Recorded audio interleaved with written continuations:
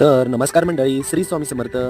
तर मंडळी, आज सकाळी शेतामध्ये लवकर उठून आलो तर बघतोय तर काय, केळीचा घड काढण्यासाठी आला होता. हा घड पूर्णपणे पिकण्यासाठी ठेवला तर माकडे खातील यासाठी केळीचा घड काढण्यासाठी सुरुवात केली. कोयत्याने झाडावरती घाव घातला, नंतर वरचं पान काढून केळीचा घड काढला.